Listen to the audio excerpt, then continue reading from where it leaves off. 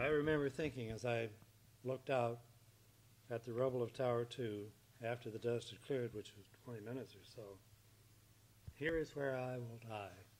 I always wondered how it would occur.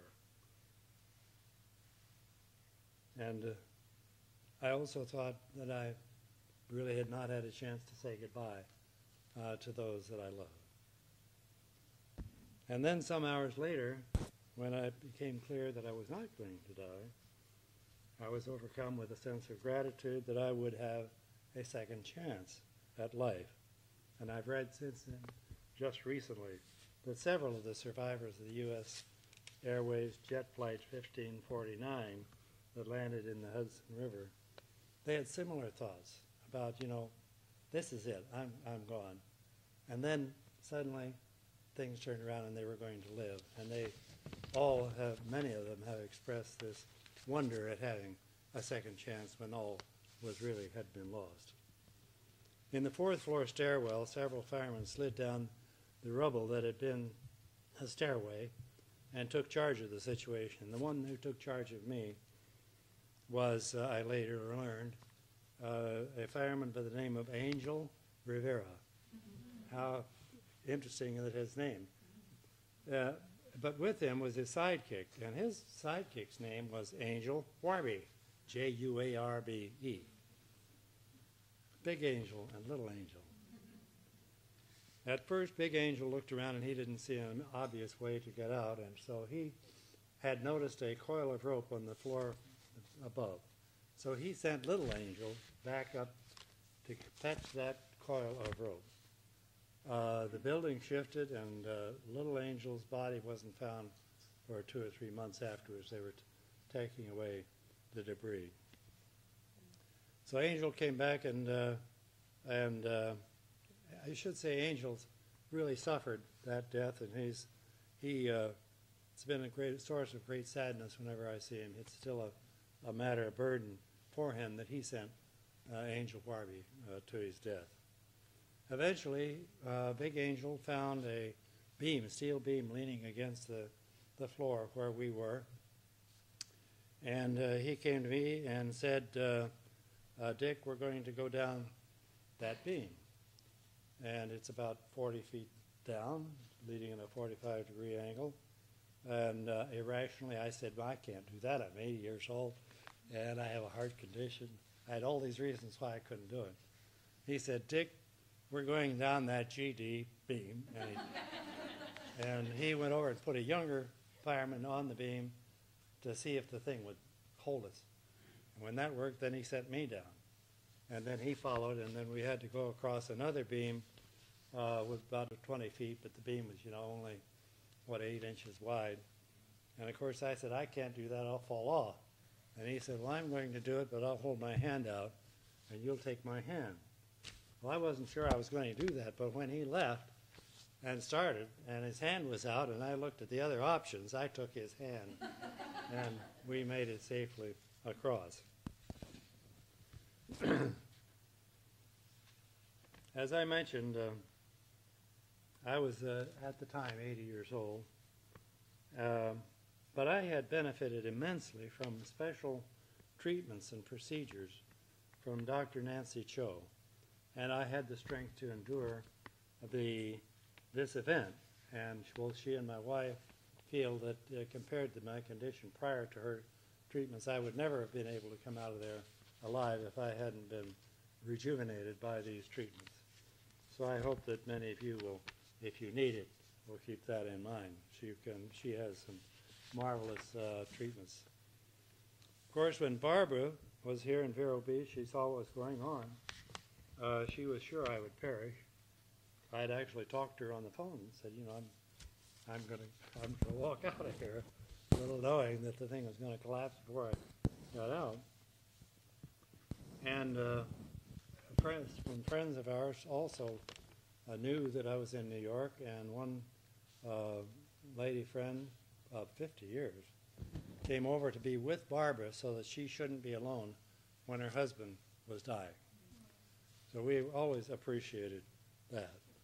But about 11 o'clock, Barbara relaxed and said she knew I was okay. She had no way of knowing except some extrasensory perception. And she went into the kitchen and started preparing dinner because she was expecting me to get on a plane and come home and be there in time for dinner.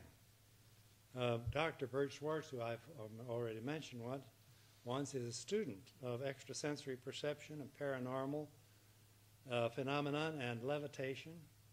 And he has said to me that this is not an uncommon experience, this extrasensory transmission of information between people who are very close. We might remember that we had a neighbor whose brother died at a particular hour in Egypt.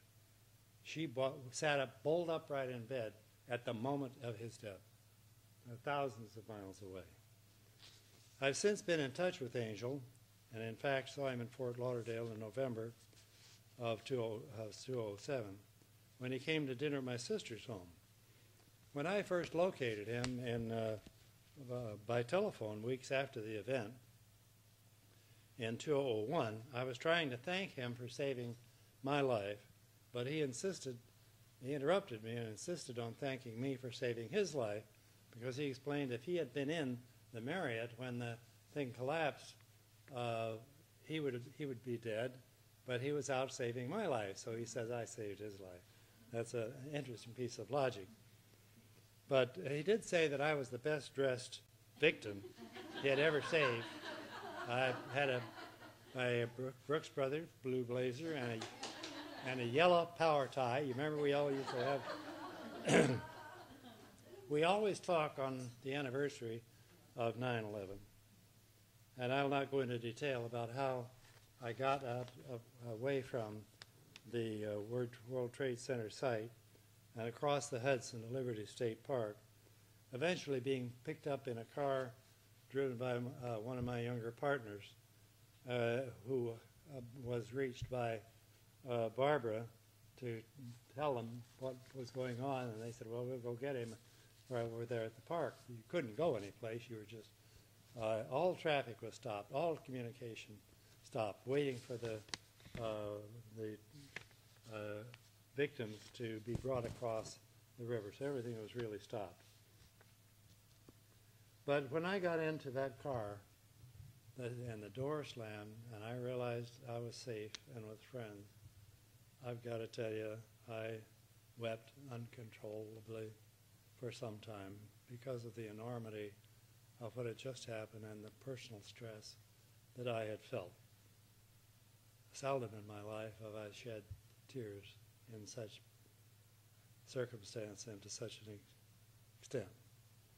Of course, I was a mess with rubble in my hair and dust covering me from head to foot. Dust was inside my eyelids, scratching my eyeballs with every blink of the eye. It took months for those wounds to subside. I couldn't walk without stopping and taking your shoes off to get the rubble out because it would hurt your feet too much.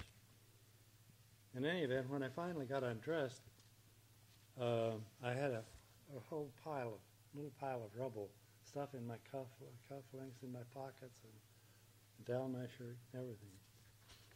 I'll mention a few things that I learned later. There were 37 firemen who had gathered in the lobby of the Marriott, where I was headed, awaiting instructions, when the building collapsed and they all perished. When Tower 2 fell, it leaned slightly to the east, and I was slightly to the west. But for that, I would have been buried with many of the other people. Also, the stairwell where I happened to be had been bombed in 1993 and had been rebuilt with beams and strengthening structures. And if you looked at a profile of the building after everything was collapsed, the Marriott would look like this. And here is the stairwell that had been protected. And it obviously had held up. And I was fortunately in there. Just a number of coincidences that led to survival.